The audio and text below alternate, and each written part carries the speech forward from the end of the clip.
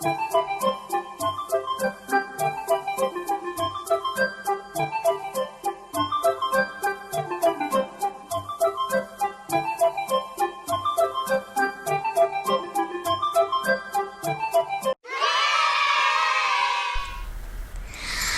biggest Christmas tree ever.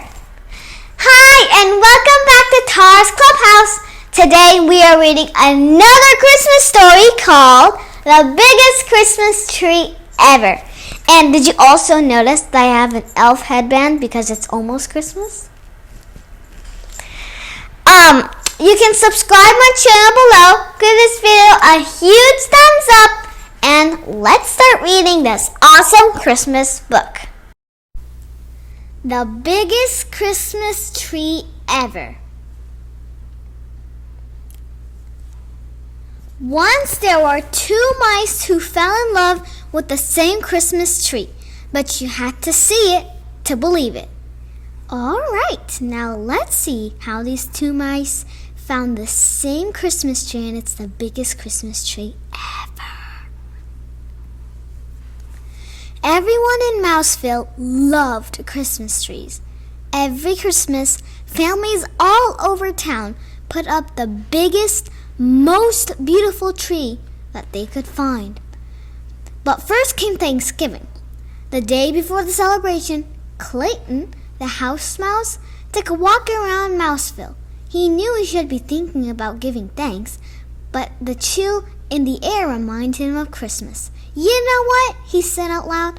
This year I'm going to find the biggest Christmas tree ever. Not far away, Clayton's friend Desmond, the field mouse, said exactly the same thing. That night, Clayton helped his mom and dad, his brother, Andy, and his sister, Trudy, make a special cheese casserole and a nut pie for Thanksgiving dinner. Over at Desmond's house, Desmond and his brother, Morris, helped Uncle Vernon fix a big pot of vegetable stew and a cheesecake. I'm getting hungry.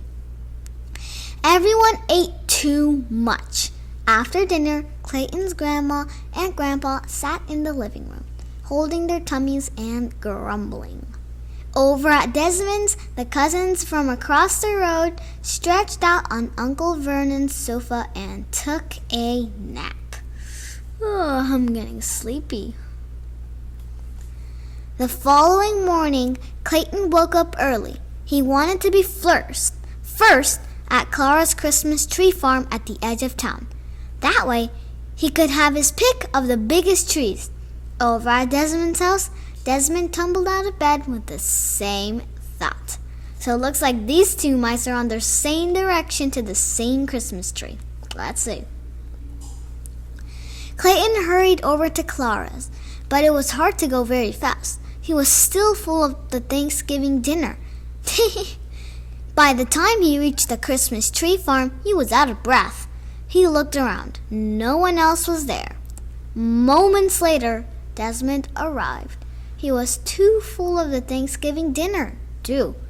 He, too, had found it hard to hurry. He took a deep breath and stumbled inside.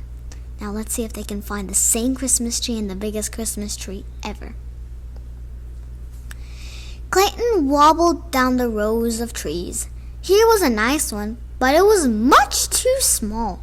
There was another, but it was squat and had a crooked top. Over there was a third, but it was average height and had big gaps between the branches. Struggling down another row, Desmond was having the same problem. Let's see if they can find a good one, not some wobbly ones. Clayton leaned against a tree. It was scrawny and not very tall. I'll never find the tree I want, he said. I'd better go home. And not far away, squinting at another tree, Desmond said, I'll never find the tree I want. I'd better go home. They both said the same thing.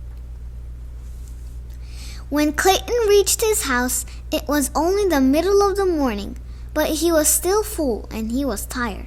He fell back into bed. When Desmond reached his house, he too went back to bed. Clayton woke up for lunch and spoke to his dad.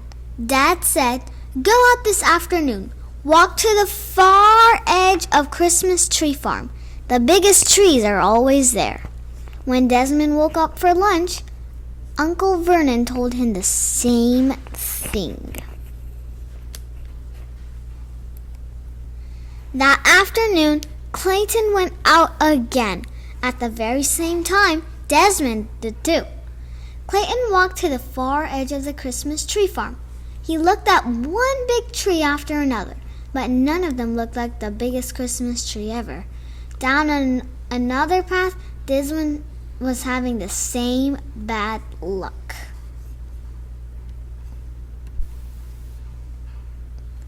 Starting to lose hope, Clayton peered around a very thick trunk. Desmond peered around the same thick trunk. They bumped heads and fell down. "I bet you're looking for the biggest Christmas tree ever," said Clayton. "I bet you're looking for the biggest Christmas tree ever," said Desmond. "Why don't we find it together?" said Clayton. "No one said we couldn't," said Desmond. They set out through the rows of trees. They looked and looked until it was almost dark. Just as they were ready to give up, there it was. A Christmas tree so big and so tall it reached the sky. "How will we cut it down?" Clayton asked. "It's much too big for the two of us." "Where will we put it?" Desmond added. "It won't fit in your house or mine." Clayton and Desmond smiled. "Our families will help us," they said together. And that is what happened. Clayton's dad and Uncle Vernon came out with their axes, and with help of Clayton and Desmond, they chopped down the giant tree. Let's see where they're going to put it. Both families called on friends and relations, and together they loaded the tree onto 100 red wagons and pulled it to Clayton's front yard. There they decorated with the most wondrous ornaments and colored lights. And on Christmas Eve, with all the Mouseville celebrating around it, the biggest Christmas tree ever lit up the entire hillside. Clayton and Desmond shared a high five. "We did it," said Clayton. "All of us together," said Desmond. Jingle bells, jingle all the way. Oh, sorry, I was just singing jingle bells, jingle bells. But go and get ready for Christmas so Santa knows what to bring for you. Bye-bye.